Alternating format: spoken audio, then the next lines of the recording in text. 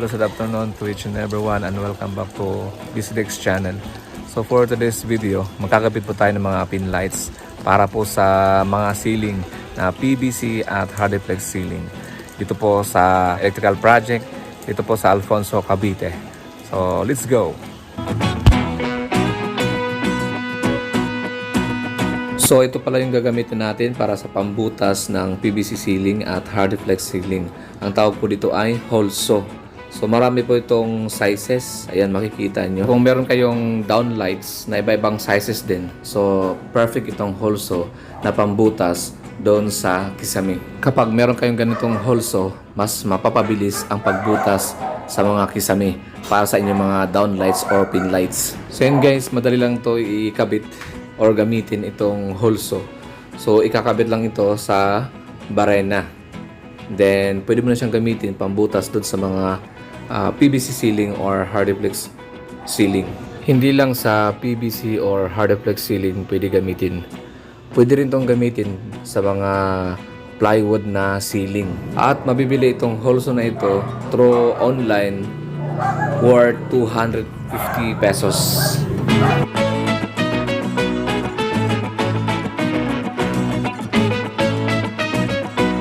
Ito yung unit 2, tapos yun ang unit 1.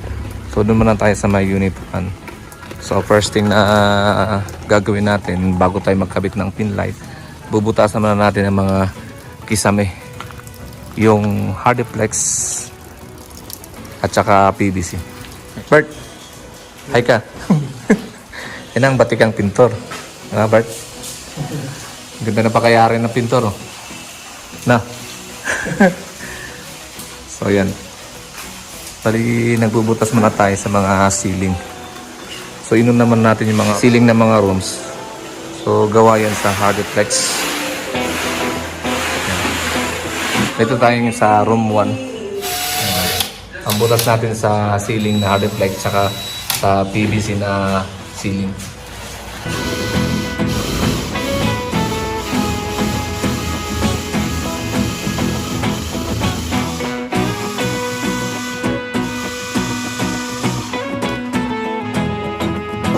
Butas na.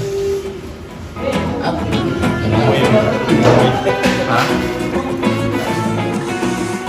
Butas na. Kapal na ito. Init.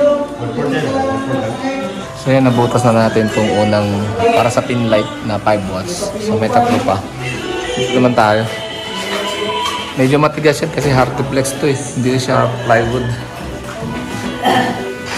Ano? Ayan ito si George. Si bench. Nabutasan na nila yan para sa pin light. Ayan. Tapos meron pa doon. Bali, 4 na nito sa room 1. Yung pang 4. So, yung ginamit natin ngayon, yung barena is yung Makita brand. Kanina ginamit natin itong DeWalt na cordless. Kaya lang nalobat siya. So, chinarge muna natin yung battery nito.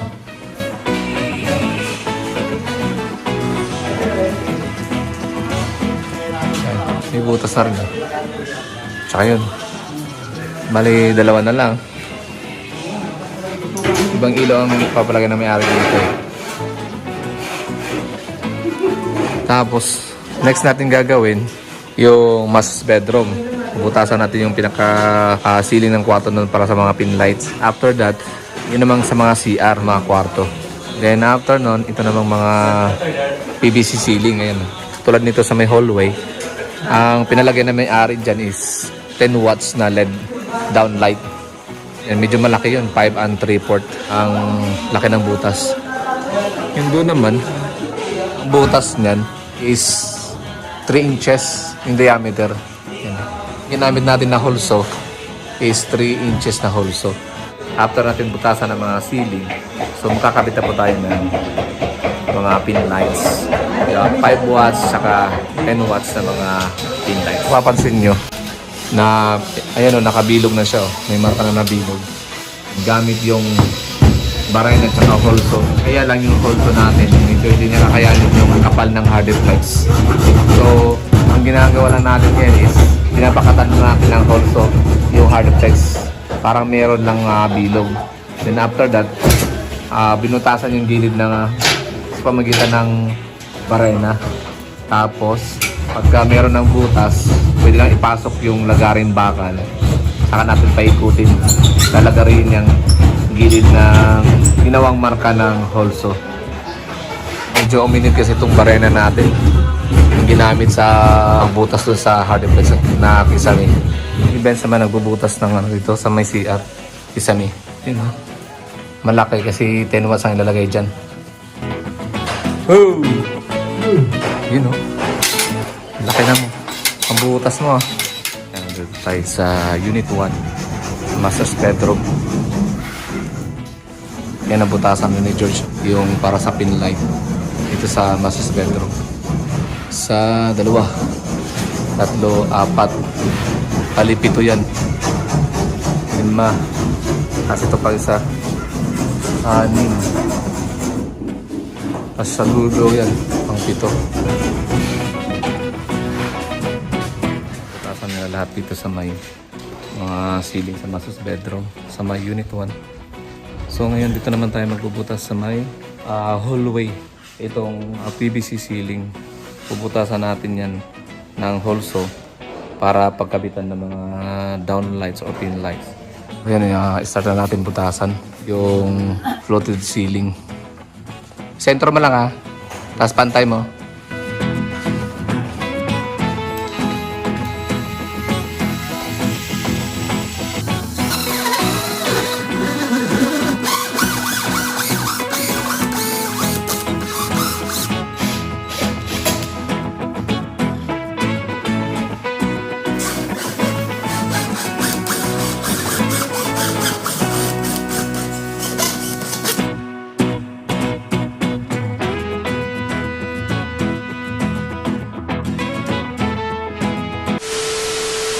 Dito naman sa may kitchen, dining at sala sa may Unit 1. Yung ginagawa naman ni Ben, siya naman ang nagbubutas ng PVC ceiling. Para sa mga 5 watts na pin light.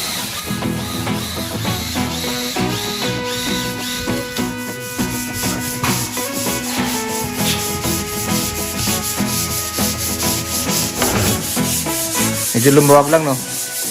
Medyo lumuwag lang, pero higpitan lang yun doon sa may barena. Pero yung butas na, dinudukot niya yung drop wire na nasa loob. Ayun. Mamaya si Jules naman ang magkakabit ng mga 5 watts na pin light niyan. Ito rin, nabutasan na rin niya, yun, no? Nailabas na yung wire. Gamit natin yan holso. Tapos ito rin. Ayan. Butas na rin. Asyan. So lahat ng mga gilid na yan, 5 watts ang ilalagay dyan na LED light.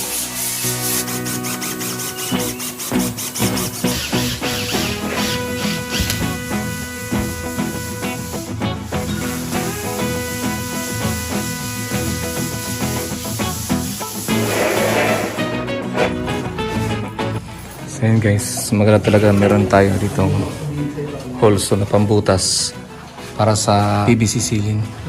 So madali lang, dire-diretso lang yung pagbutas, wala nang hassle, ano.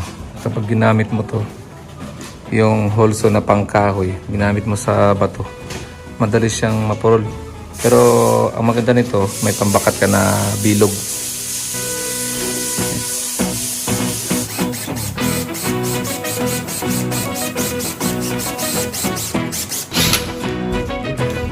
Butas agad ah.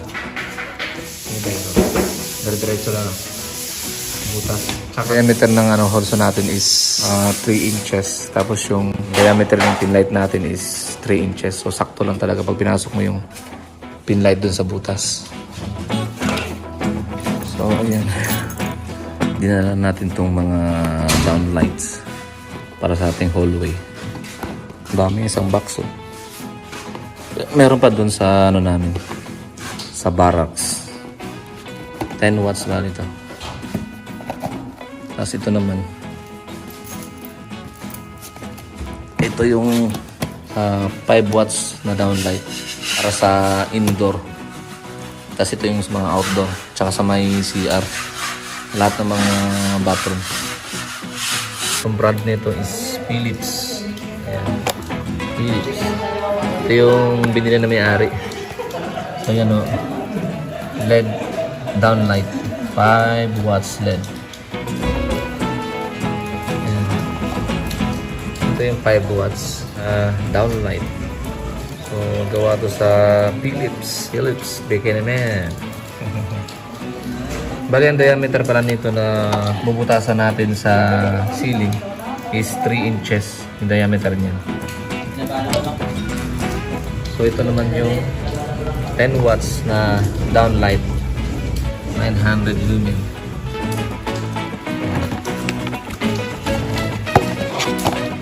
Kaya mas malaki siya compare dito sa may 5 watts.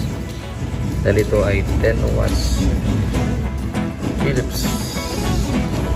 So yung diameter naman na bubutasan natin doon sa ceiling is 5 3/4. So mula rito hanggang dito 5 3/4 yan. Kaya medyo malaki siya compare dito. Kasi ito 3 inches lang ito ang diameter. 10 watts na downlight. Ito yung kakabit natin para sa hallway. Ayan, dyan natin kakabit. Ayan, kinakabit na rin ni George yung 10 watts na LED light. After butasan, ay kakabit na rin.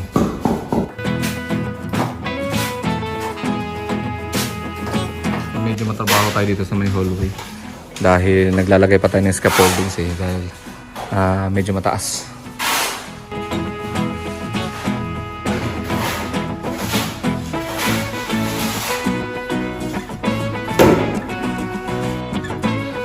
Nilalagyan namin ni George ng electrical tape yung naka-splice na wire ng LED light. Pinasok niyo yung clip sa loob. George, dito.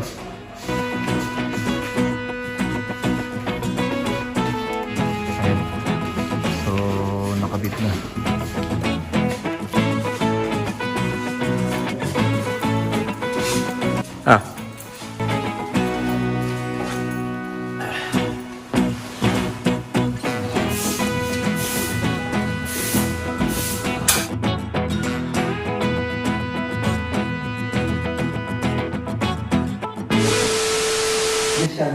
Yan.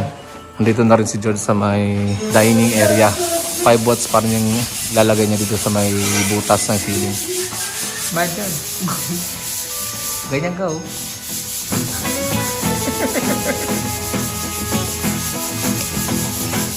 Shout out ka dyan. Shout out. Ayan din natin.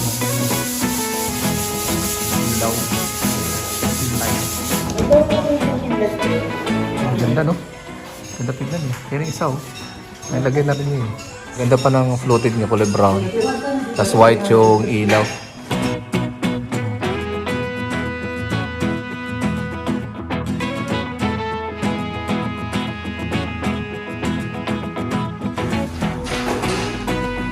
Yan guys, ang ganda oh. Natapos na nilalagyan ni George. Tsaka ni beds ng mga 5 watts na LED lights. Itong kitchen, dining at sala. Yan ang ganda oh. Puting-puti. 5 watts na LED light. At rin sa gilid. Tapos ito rin sa gilid na to. Yan, tingnan natin. Ganda oh. O yun oh. Yan pa. Ito naman sa may kusina. Ito, track light ang lalagay natin dito.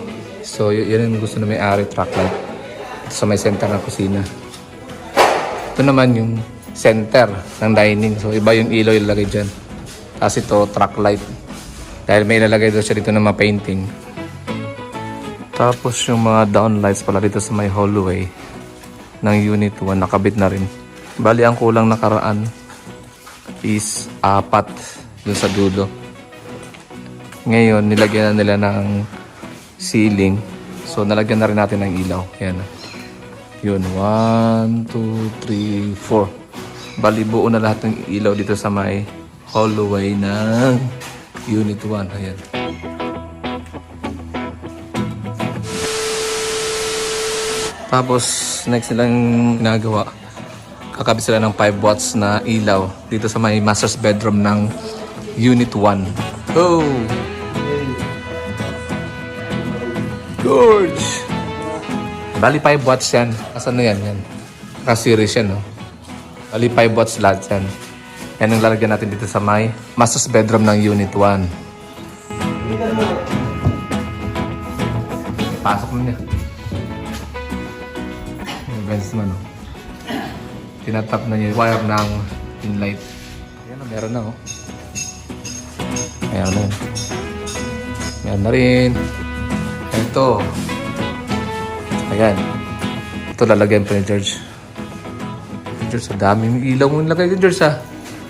Ayan, guys, sobrang dami ng ilaw. 5 watts yan. Ayan. Dito tayo sa CR. So, ayan, nakabitan na. Dito sa master's bedroom, dalawa ang kanyang ilaw. Dalawang 10 watts. So, yung sa gitna na wire, para yan sa exhaust fan. Dito tayo sa may bathroom ng room 1 ng Unit 1. So, yan, nakabit ng ilaw. Tapos yung wire na yan na isa, para yan sa exhaust fan.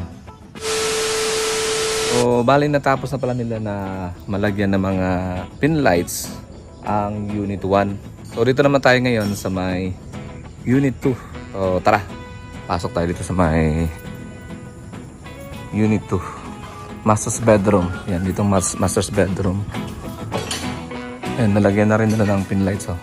1, 2, 3, 4.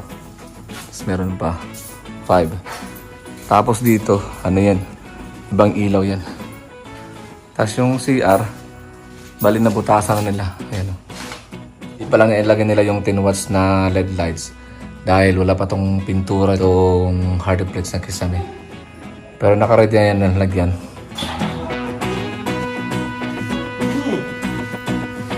Dito tayo sa my room 1. Paupo si Benz, ha? Oh! Sarap na upo mo dyan, ha? Dito tayo sa my room 1.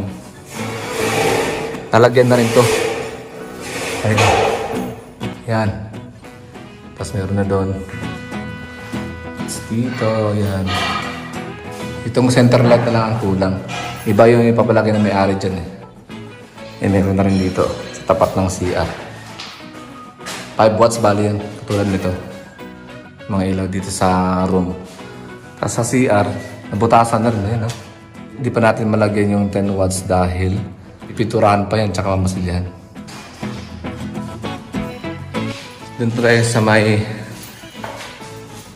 room 2. Nabutas na yung ceiling na hardplex. Ginamit niya na pambilog. Itong holso. Para hindi masyadong persado itong holso natin. Pagka nabilog na niya, sa kanya gagamitan ng lagaring bakal.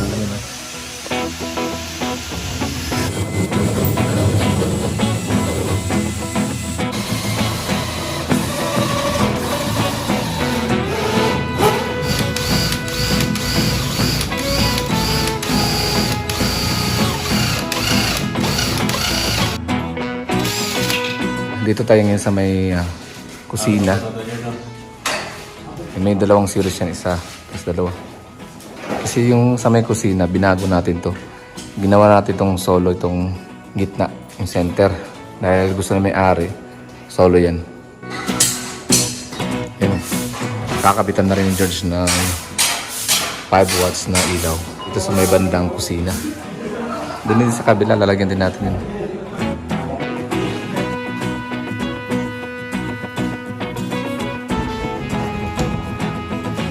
Bali yung pin light na yun sa gilid doon, mayroon yung dalawang ano yun, clip na may spring.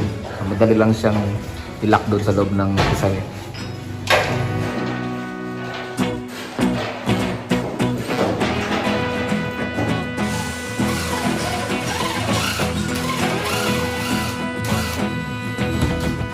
Sandali lang. Sorry, malambot yung PVC. Kaya sandali lang siya barinahin. Gamit yung holso.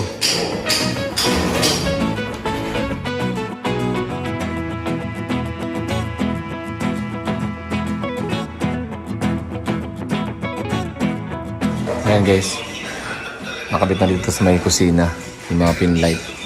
Yan. Tapos meron din dyan. Ito. Sa dining din meron na rin. Ayan. Ayan. Ito, center light to. Ito naman, track light. Dahil meron daw painting dito na ilalagay siya. Ito naman, ano to, ceiling fan. Pinakabit pang isa pang pin light. Si Benz naman dun. Siya yung mga nagbubutas dun sa may bandang sunken sala. Meron na dito. Yung butas na yun. So, center light to. Patapos na tayo dito sa may sunken sala, dining, at saka sa kitchen. Next natin gagawin is yung ceiling ng hallway.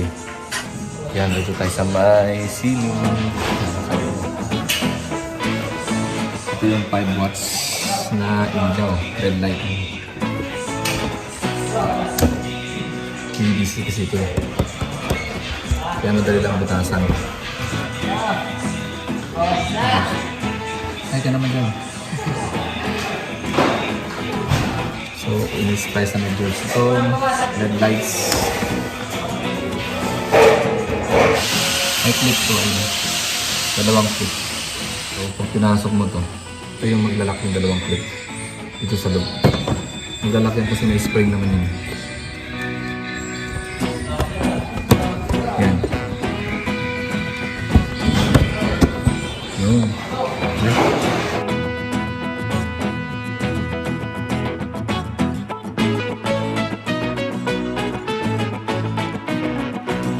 Tapos malagyan yung ng mga ilaw yung room to.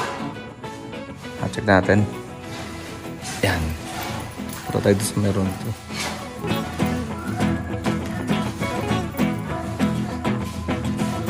Okay. So yan, meron na rin oh. Sa tapat ng CR. 5 watts yan. Ito rin, meron na rin. Yan, mga series. Meron na rin. Yan. Tapos yan. Ito, center light ang wala pa. Dahil iba yung ilalagay dyan na may-ari na ilaw. Tapos dito nabutasan na rin na yun.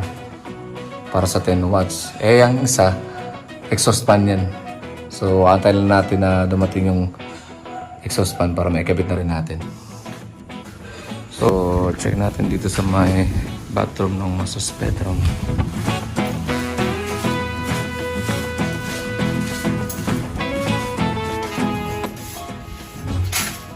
Dalawa bali.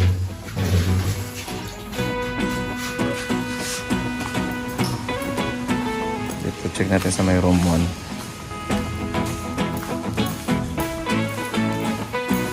Sa may bathroom ng room 1. Ang dilim. Ang dilim. Yun. Tapos bench oh. Oh, madilim. Yan, naglalagay ng ilaw. Kasi George naman doon sa kabila, sa bathroom ng room 2. Pata tayo doon.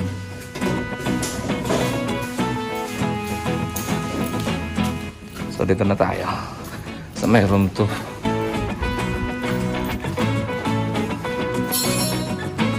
Yan. Bali, 10 watts yan. Lahat ng mga bathroom na unit 1 ang unit 2, 10 watts ang pinapalagay ng may-ari. Itong isa, ano yan? Exhaust fan yan.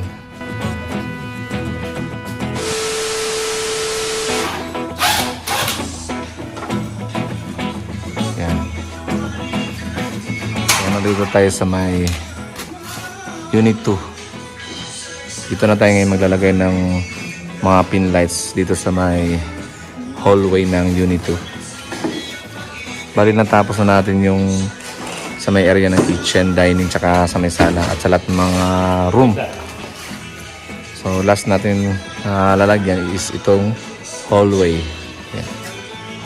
Yan si Ben siyang taga-butas ng ano, ceiling. Si George naman taga-kabit ng mga pin lights or round light.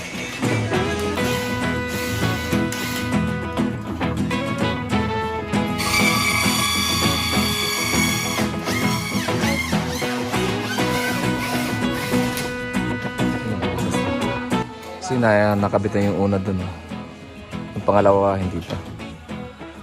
Ito nabutasan na. Nakabit na ni George ng headlights.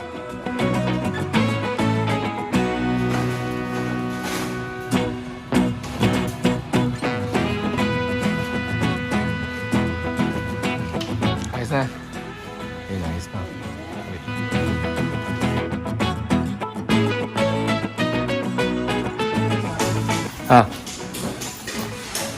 Sama.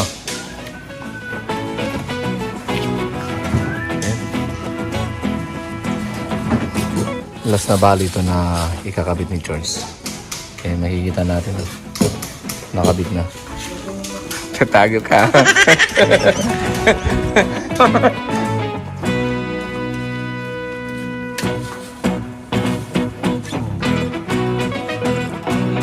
Tapos natin install or ikabit ang mga pin lights or down lights sa mga PVC ceiling ng Unit 1 at saka ng Unit 2. So naisama na rin natin ang sa may hallway na may PVC ceiling.